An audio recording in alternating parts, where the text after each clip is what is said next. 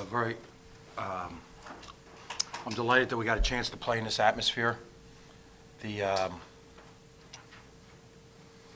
Like you walk in the door and people greet you, they wish you luck. They might not mean it, but they wish you luck. They're respectful, everything. The building is clean. There's efficiency, where people are going to go. Ed McLaughlin and Will Wade, they're great for this league, as is the fan base. It's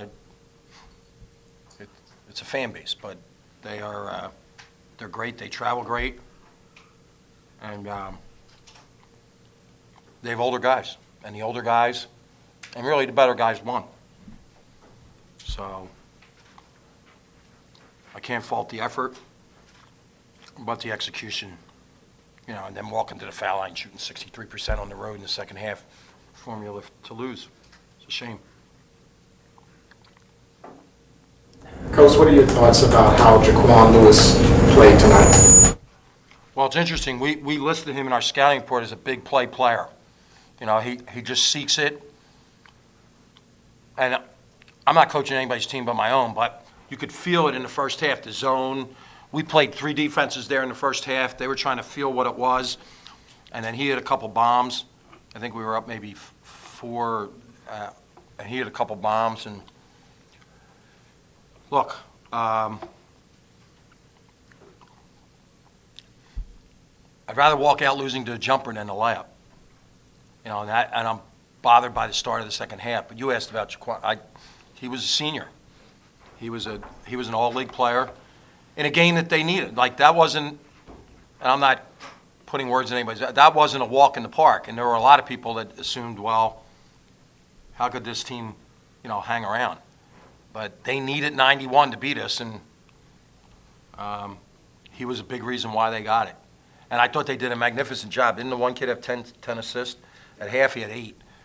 They did a nice job of finding him and making sure that the calls ended up with him in a position to score.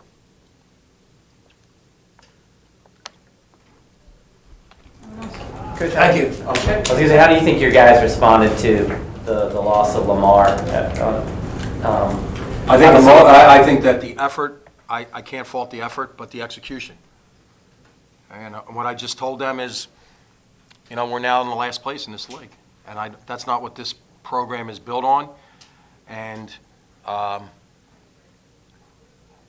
at the end of the day, whether the end is tomorrow morning when people pick up and say, what was the score of that game? They don't say, oh, that's a damn shame. St. Joe's without 4 players. And look what no, we're 10 and, what's our record? 10 and 15? That's our record. And it's all of our records. It's the players, it's the coaches, the managers. That's like, all of us are 10 and 15. And, now the entity will be off tomorrow, pick up Thursday, and come up with a plan that hopefully we can win on Saturday night. That's all we can. We're not going to just say, well, if we're going to work on our zone defense, because maybe Saturday zone won't be part of it. But, the foul shooting has been disappointing all year. And, again, we did the same thing last week at Dayton. We left some plays mentally out there. We got to get better. We have 5 games left. No one canceling the season.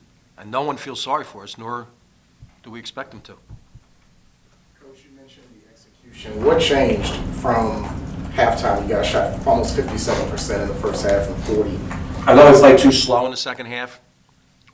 And we're not fast. Led by their coach, this is a very slow team. We're slow moving. But we got out of sorts with